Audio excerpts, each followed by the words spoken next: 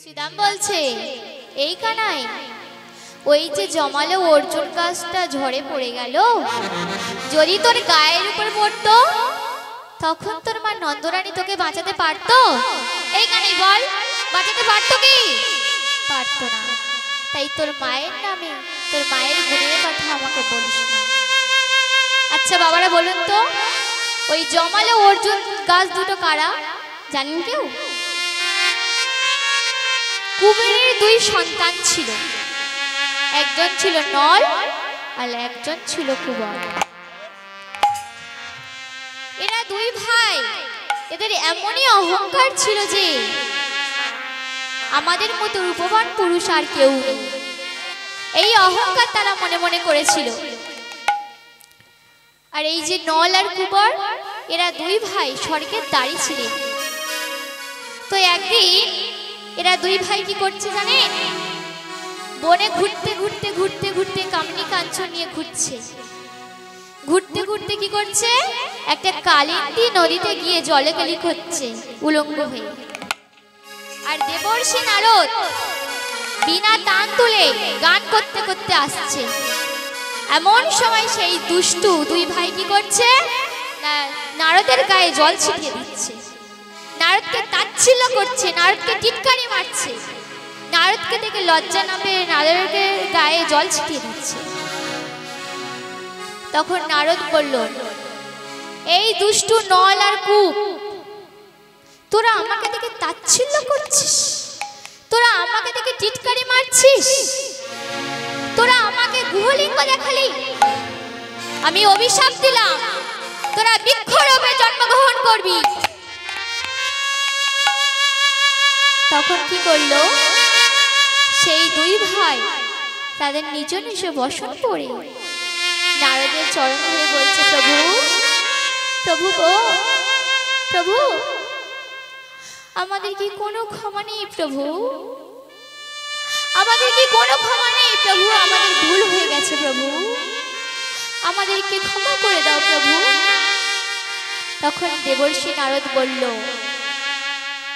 তোমাদের একটাই মুক্তির উপায় আছে। কি মুক্তি? না, তোমরা বৃন্দাবনে জমালো অর্জুন গাছ রূপে জন্মগ্রহণ করবে, আর যেদিন ভগবান শ্রীকৃষ্ণের স্পর্শ পাবে সেদিন তোমরা মুক্ত হয়ে যাবে। তো সেই বৃন্দাবনে সেই জমালো অর্জুন গাছ দুটো হলো এই দুই সন্তান। তাহলে বাবারা, সকালে যখন আমি গান করছি, তাহলে আমাদের গৌর সুন্দর একটু জন্ম নিয়ে আমাদের আলোচনা করতে হবে। তাই আমরা কি করব? এবার একটু গৌর সুন্দরের জন্ম নিয়ে আলোচনা করব। তাহলে গৌর সুন্দরের বংশ পরিচয় কি কেউ জানেন? আমার গৌর সুন্দরের বংশ পরিচয় কি? আমার গৌর সুন্দরের পিতার নাম ছিল জগন্নাথ মিশ্র, আর গৌর সুন্দরের ঠাকুরদার নাম ছিল উপেন্দ্র মিশ্র। গৌর সুন্দরের পিতামহের পিতার নাম ছিল প্রদ্যুম্ন মিশ্র, আর গৌর সুন্দর পো ঠাকুরদার নাম ছিল মধুকর মিশ্র। তাহলে এই হলো আমার গৌর সুন্দরের বংশ পরিচয়। তাহলে মধুকর মিশ্রের পুত্র প্রদ্যুম্ন মিশ্র, আর প্রদ্যুম্ন মিশ্রের পুত্র উপেন্দ্র মিশ্র, তিনি কোথায় বাস করতে জানেন? তিনি দক্ষিণ ভারতে বাস করতেন। সেই উপেন্দ্র মিশ্রের 7টি সন্তান ছিল। সেই 7টি সন্তান কি? কংসারী, পরমানন্দ, জগন্নাথ, জনার্দন, সবেশ্বর, তৈলকনাথ আর প্রভৃতি। তাহলে এই 7টি সন্তান উপেন্দ্র মিশ্রের ছিল। উপেন্দ্র মিশ্রের মেজ সন্তান অর্থাৎ আমার জগন্নাথ মিশ্র, তিনি কোথায় এলেন? এই নদিয়ার নবদ্বীপে এলেন। এই নদিয়ার নবদ্বীপে এসে পড়াশোনার তাগিদে সে কি করলো? সংস্কৃত শিখলেন, এবং নদিয়ার বাসী তাকে পণ্ডিত বলে মনে করত। তো সেই নদিয়ায় নবদ্বীপে একটা ব্রাহ্মণ ছিল, নীলম্বর চক্রবর্তী নাম তার। সেই ব্রাহ্মণের 2টি সন্তান ছিল, 2টি কন্যা ছিল। একটা হলো সচিদানন্দা। তো নীলম্বর চক্রবর্তী যখন আমার জগন্নাথ মিশ্রকে দেখলো, তখন তার মনে মনে কি আনন্দ হচ্ছে, যদি আমার সতীর সাথে জগন্নাথের বিবাহ হতো তাহলে আমার সচি কত ভালোতে থাকতে পারত, আমার সচি কত শান্তিতে থাকতে পারত। আচ্ছা বাবারা, আপনারা তো চান যে আপনাদের কন্যাদেরও তো একটা ভালো সুন্দর পাত্র দেখে বিয়ে দিতে। ঠিক তেমনই আমার ব্রাহ্মণ কি করলো, জগন্নাথকে গিয়ে বলল, জগন্নাথ, ও জগন্নাথ, তুমি আমার সচিকে বিবাহ করবে? জগন্নাথ রাজি হয়ে গেল। তো সচির সাথে জগন্নাথ মিশ্রের বিবাহ হলো।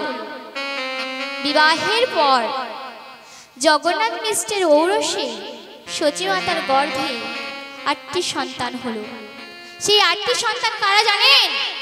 ব্রজের অষ্টসখী। সেই অষ্টসখীকে ললিতা, বিশাখা, চিত্র, চম্পকলতা, অঙ্গদেবী, সুদেবী, তুঙ্গুবেদা আর ইন্দুলেখা, এই হলো অষ্টসখী। তাহলে এই অষ্টসখী এক এক করে জন্ম নিয়েছিল, আবার এক এক করে মারা গেছিল। তাহলে এরা এক এক করে জন্ম নিল বা কেন, আর এক এক করে মারা গেল বা কেন? তাহলে যখনই আমার ভগবান শ্রীকৃষ্ণ দ্বারকার লীলা শেষ করলেন এবং কলিহত মানুষকে উদ্ধার করার জন্য কলিযুগের দ্বারে দ্বারে গেলেন, তখন কি করছে? তখন সেই অষ্টসখী প্রভুর চরণ ধরে বলছে, প্রভু, প্রভু গো, আমরা আপনার সাথে যেতে চাই প্রভু, আমাদেরকে নিয়ে চলুন প্রভু। ভগবান শ্রীকৃষ্ণ বলল, শোনো গোপীগণ, গোপীগণের গ, বৃন্দাবনের বি, যশোদার দ আর নন্দরাজার ন। তাহলে এই নিয়ে কি হলো? গোবিন্দ। তাহলে শোনো গোপীগণ, তোমরা আমার সঙ্গে যাবো বলছো, ঠিক আছে, কিন্তু তার আগে যে তোমাদেরকে কি করতে হবে জানো? আমি তো এই কলিযুগে নারী বিলাস করবো না, তাহলে তোমাদের কি করতে হবে জানো? তোমরা আমার পারিষদ রূপে জন্মগ্রহণ করবে। তখন সেই ব্রজের অষ্টসখী বলল, ঠিক আছে প্রভু, তাই হবে, আপনার পারিষদ রূপেই জন্মগ্রহণ করব আমরা। তাই ললিতা সখী জন্মগ্রহণ করলো শরৎ দামোদর নামে, বিশাখা সখী জন্মগ্রহণ করলো রায় রামানন্দ নামে। এইভাবে তারা এক এক করে জন্মগ্রহণ করলো। আর নবম পর্বে জন্মগ্রহণ করলেন কে? দাদা বলরাম শঙ্কর সেন নামে। আর দশম পর্বে জন্ম হলো আমার গৌর সুন্দরে। তাহলে বাবারা, এখানে অনেক মায়েরাও আছেন, তো তাদের কাছে আমার একটা প্রশ্ন আছে। মায়ের গর্ভে সন্তান তো সাধারণত 10 মাস 10 দিন থাকে, কিন্তু এখানে আমার সচি মাতার গর্ভে গৌর সুন্দর কতদিন ছিল? 13 মাস ছিলেন। এর কারণটা কি? কি মায়েরা বলবেন তো, এর কারণটা কি? তাহলে এর কারণ ছিল সচি মাতার দীক্ষা মন্ত্র ছিল না। তাই আমার সচি মাতার গর্ভে গৌর সুন্দর 13 মাস ছিলেন। তাই যখনই আমার সচি মাতা দীক্ষা মন্ত্র নিলেন, তখন কি হলো? আমার গৌর সুন্দর উদয় হলেন। তা আমার গৌর সুন্দর জন্ম নিল, তখন সময়টা কোন সময়? এই যে সামনে ফাল্গুন মাসে আসছে, তাহলে ফাল্গুন মাসের ফাল্গুনী তিথিতে সিংহ লগ্নে সিংহ রাশিতে সন্ধ্যাকালে আমার গৌর সুন্দর উদয় হলো। আর সেই সারা নবদ্বীপ কি হলো? আলোয় আলোকিত হয়ে গেল। চারিদিকে খোল করতাল শঙ্খ ঘন্টা বাজতে লাগলো। আর এক এক করে সেই নদিয়ার বাসীরা কি করছে? আমার গৌর সুন্দরকে দর্শন করতে আসছে। তাহলে সেই নদিয়ার বাসীর সঙ্গে আরেকজন এলো, তিনি কে? আমার অদ্বৈত আচার্য। তাহলে আমার অদ্বৈত আচার্যকে, অদ্বৈত আচার্য কে? অদ্বৈত আচার্য হলেন, তিনি কি করতেন? নিত্য নৈমিত্য তিনটি করে তুলসী পত্র নিয়ে কৃষ্ণ পূজা করে, হা কৃষ্ণ প্রাণ কৃষ্ণ, হে প্রভু তোমার কবে দেখা পাবো প্রভু, কবে তুমি দেখা দেবে প্রভু, এই বলে কি করত?